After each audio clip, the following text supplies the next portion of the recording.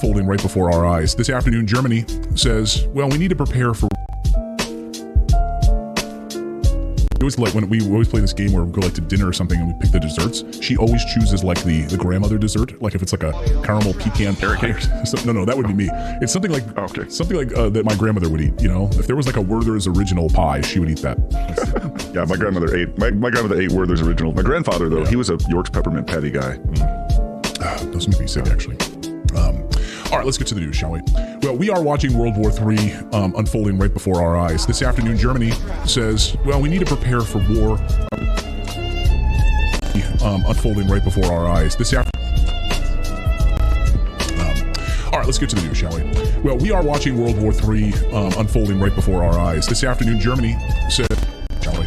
Well, we are watching World War III unfolding right before our eyes. This afternoon, Germany says, well, we need to prepare for war across Europe. So, before our eyes. This afternoon, Germany says, well, we need to prepare for war across Europe. So that's great news.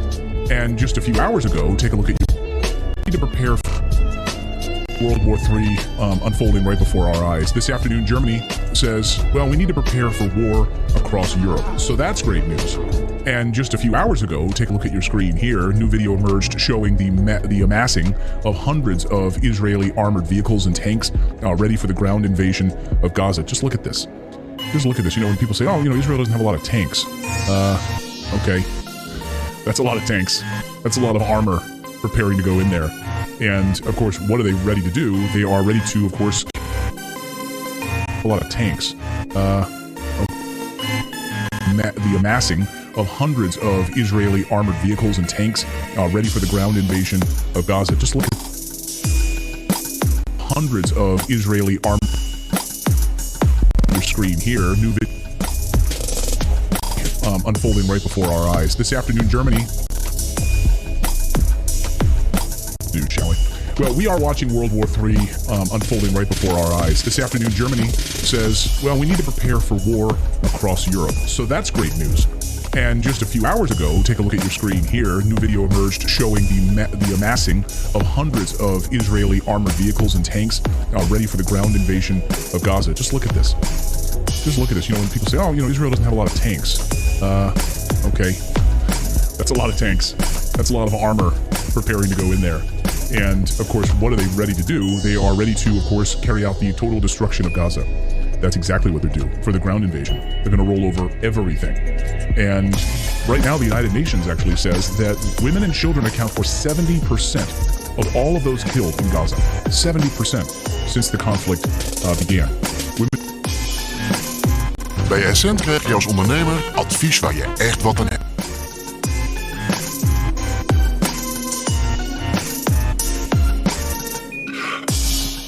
It could be the end of political Zionism, and I would think that would be a good thing if there is a safety net. I am not advocating for the termination of the Israeli state. I am not advocating for the violent expression of from the river to the sea. A lot of people interpret that as the expulsion of the Israeli people. But if you believe in the one-state solution, from the river to the sea means you're going to create a single state where Jews, Muslims, Christians live together as equals. That's why it's pretty difficult for the United States to articulate a single-state solution. We continue to buy into a two-state solution, but a two-state solution where you have a separate Jewish state, a separate Arab state, Muslim and Christian, living side by side. That's always been the political Zionist plan because they can manipulate that notion as they have successfully done over the years. The Abrams Accord is the most modern manifestation of this manipulation to create conditions, to dictate conditions of Palestinian statehood that are so unrealistic that there will never be a Palestinian state. So this is why a lot of people today are saying we don't want a two-state solution. We're looking for a one-state solution. A one-state solution, however, cannot exist without the strategic defeat, total defeat of political Zionism. That is the underlying philosophy that created the Israeli state to begin with. A separate Jewish homeland must be terminated, and Israel must be reimagined as a place in the Middle East where people of all faiths can live together, Jewish, Christian, Muslim. This is more difficult to do.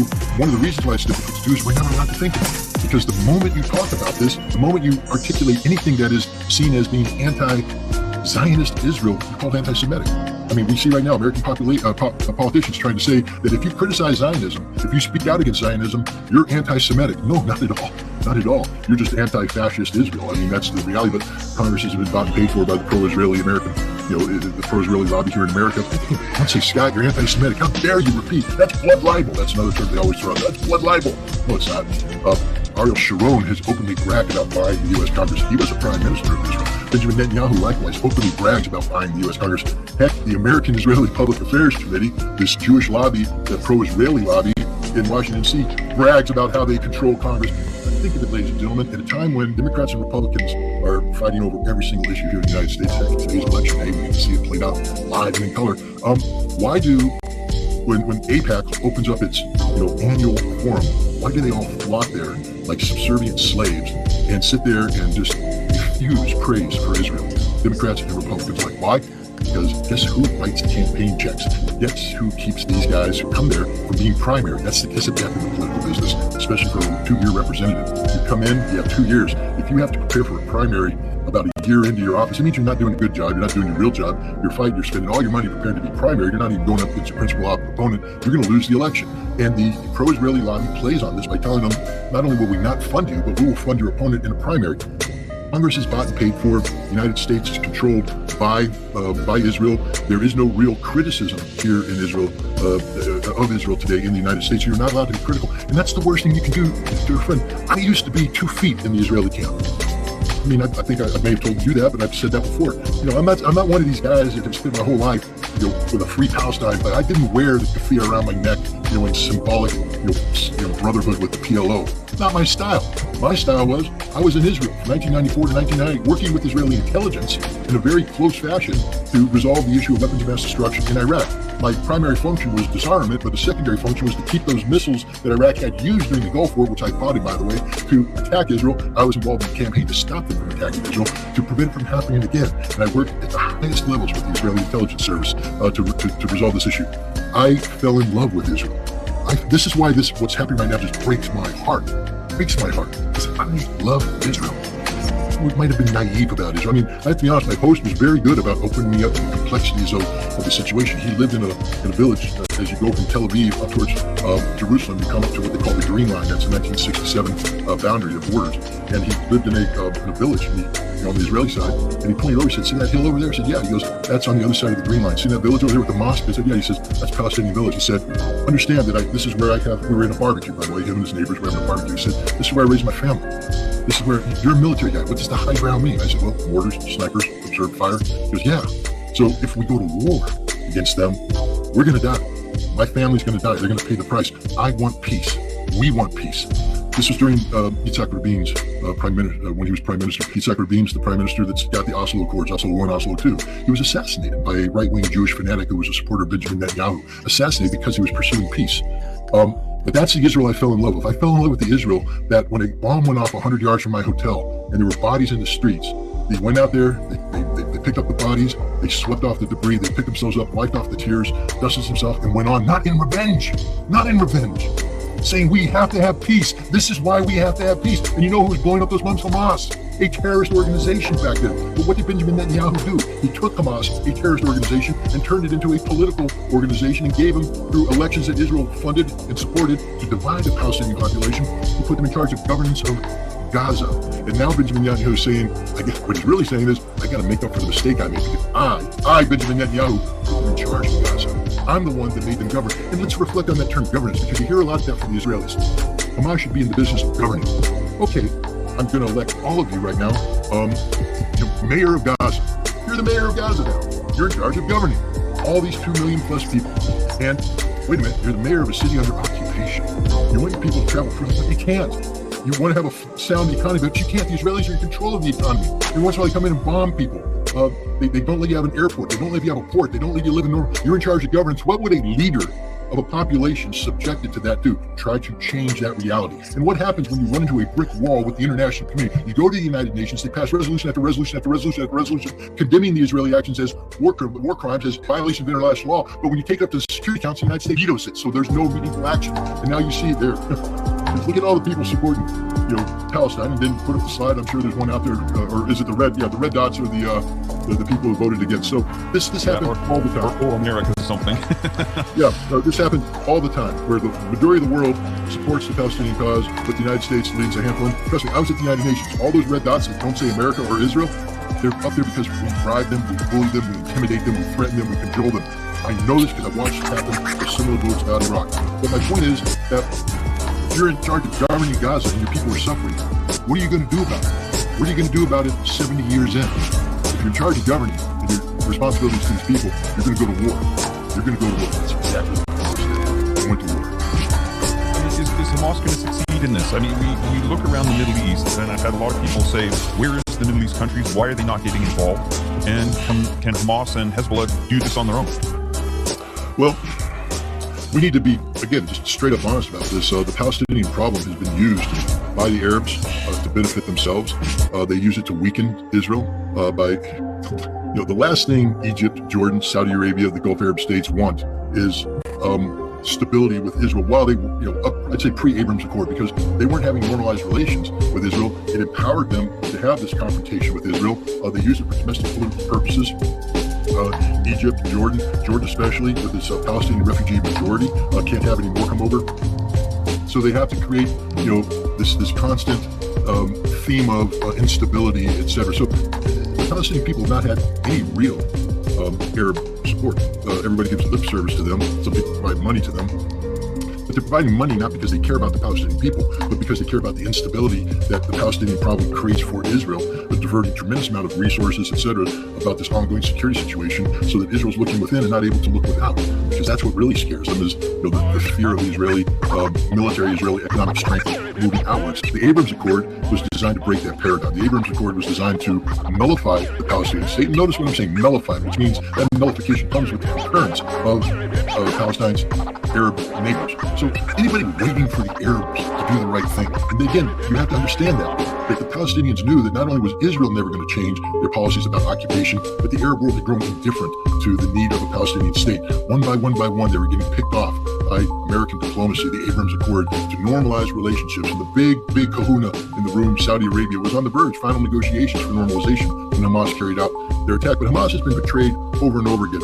Hezbollah and Iran, first of all, understand that Hamas is a Muslim Brotherhood-based Islamic organization that's Sunni. Hezbollah is Shia, Iran's Shia. Oil and water, man, they don't mix. Also understand that up until 2022, Hamas was in open warfare with the Syrian government, Bashar al-Assad. There's Palestinian refugee camps outside of Damascus with significant Hamas, Palestinian Islamic Jihad presence who fought side by side with Al-Qaeda, Sunni-based, ISIS, Sunni-based. So a Sunni versus Shia thing. Jij kan mij niet helpen. Slechts elke opmerking die je maakt laat mij...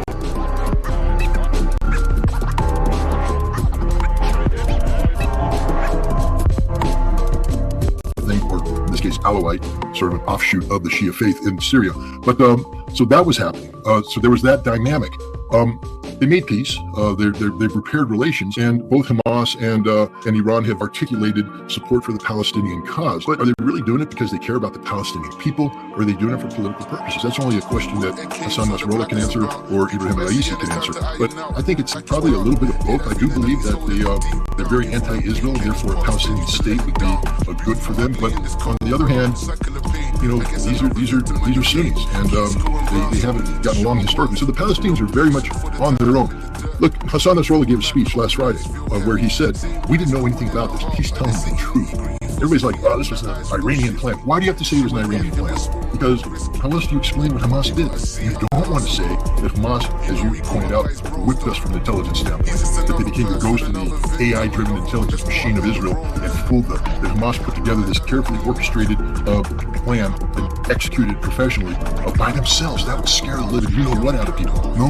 Rather than give Hamas credit, you say, Iran did it. Iran, the boogeyman. Blame Iran. Iran does everything. They got nuclear weapons. They got Iran, the evil people.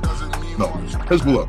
No. They were taken by surprise. Hassan Nasrallah said, we had no idea it was coming, and it wasn't until October 9th that we were able to put together some sort of response. But he also said that Hamas doesn't need our help. They don't want our help. And that's just important, because people keep talking about the threat of escalation, bringing in a northern front, etc. Nobody wants that. Nobody wants that. Hamas doesn't want it. Why would Hamas not want help?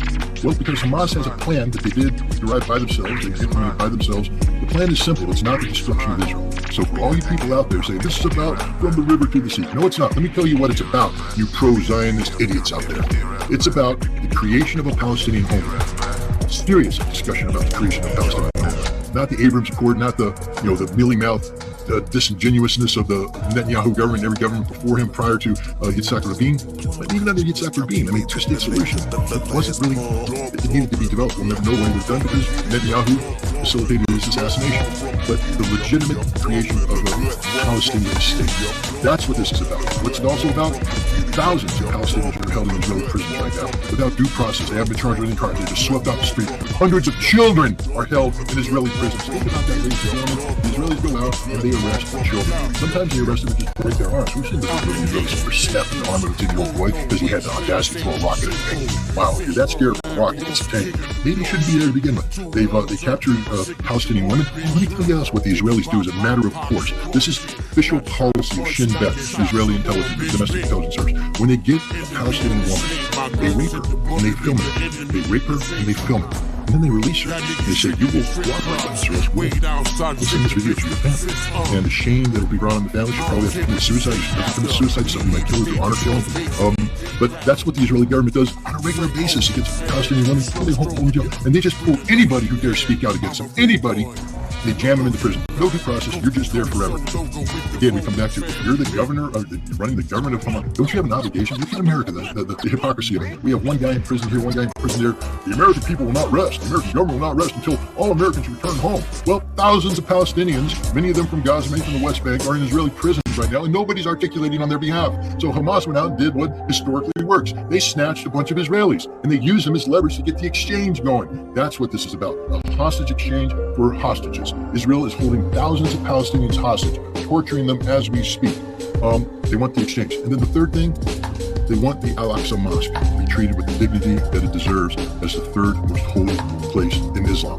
The Al-Aqsa Mosque in Jerusalem. The Israeli government has recently gone in there and disrupted worshipers, beat up women, pull men out, arrest men, desecrate the site. The third holiest site in Islam is desecrated on a daily basis by the Israeli occupiers. They want that terminated because guess what? The Muslim people, the Islamic people, they take their religion just as serious as the Christian people do, just as serious as the Jewish people do. You shouldn't be in the business of desecrating Christian shrines. You shouldn't be in the business of desecrating Jewish shrines. And you damn sure shouldn't be in the business of desecrating Muslim shrines. These are the three things that Hamas wants. They're going to get all three. They're going to get all three, which means Hamas wins. This is a huge victory for Hamas. Now, there's a lot of pressure on Hezbollah and Iran to intervene, and they admit they feel that pressure. But it's a big relief for them to know that Hamas is not asking this or seeking this. And so what you see, again, with Hassan Nasrallah's speech is this. Any manufacturing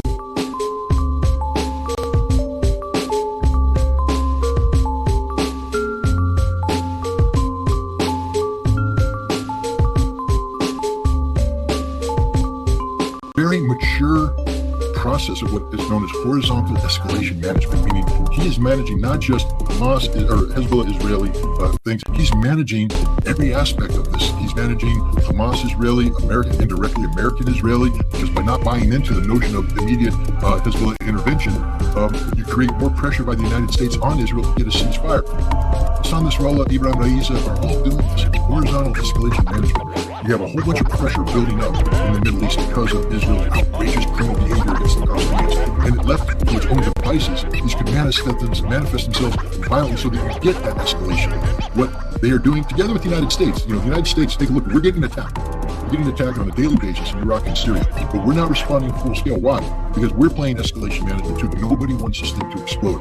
We have little pressure reliefs. They're violently expressed. In the case of Israel and Hezbollah, this violent expression has resulted in the deaths of somewhere near 60 Hezbollah fighters. A lot more Israeli fighters, soldiers, have been killed in this. It's a mini war going on, but it's a war that doesn't move immediately in escalation. They're managing it. At some point in time, as you manage upwards, you might as well call it a war because that's what it is. But the goal here is to resolve the situation in Gaza so that none of these other conflicts blow up out of control. But remember, war is an extension of politics by other means. So if you're looking at what Israel is doing just purely from a military standpoint, they've put troops on the ground with a limited incursion, but it's expanded to basically seize control of northern Gaza Strip, the city of Gaza, and stuff, because that was considered to be one of the strongholds of Hamas. Going back to what you said, it's not just that if it's a school of nonsense there. Remember, Hamas is underground, 500 kilometers from Hamas. Israel doesn't know where these things are. So Israel's just making a lot of assumptions, some of it's intelligence driven, that the tunnels might be under a hospital.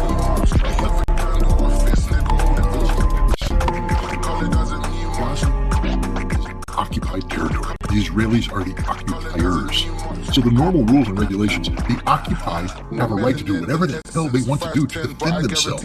So when they go underground, they don't have to comply with international humanitarian law. You can't use the civilians as a shield. They are the people living there resisting. They are the resistance. Ain't even mad proof, karma is a beach. We all do bad things when it comes back in bright. You gotta throw away all this logic out.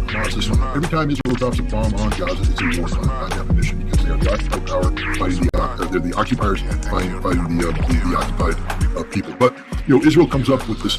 Again, if their intelligence was so good about where Hamas is, why the heck didn't they know what was going on in October 7th? I'm telling you right now, they're just making stuff up. I've seen this before during the Gulf War when we were hunting Scud missiles. Every time the Iraqis fired a Scud missile, we had thousands of aircraft diverted from the primary mission of supporting the ground war effort, diverted out west to hunt down Scud missiles. And they keep firing. I'm like, where the hell are they? Where the hell are they? Next thing you know, we're blowing up Bedouin tents. We're blowing up every fuel truck that comes across. We're blowing up buses of civilians. We're blowing up, truck stops. We're blowing up fuel tankers. We're blowing up everything under the premise that it's Scud related. Well, that looks like Scud. That looks like Scud. We were panicked, so we killed everything. It was a war crime. It was a war crime because an important part of using military force is the concept of distinction. That you have to make a clear distinction between that which is a civilian object and that which is a military object. And even if a military object is commingled with a civilian object, you now have to bring in the notion of proportionality, meaning that if we bomb this site, are we getting, is it sufficient military necessity? What benefit do we get from this from a military standpoint that justifies the loss of civilian life? And in the United States, we've made this known that we will not drop a bomb on a target that kills hundreds. That's, wedding parties. So, yeah, we say one thing, we do the other. Guys, I know that. I know.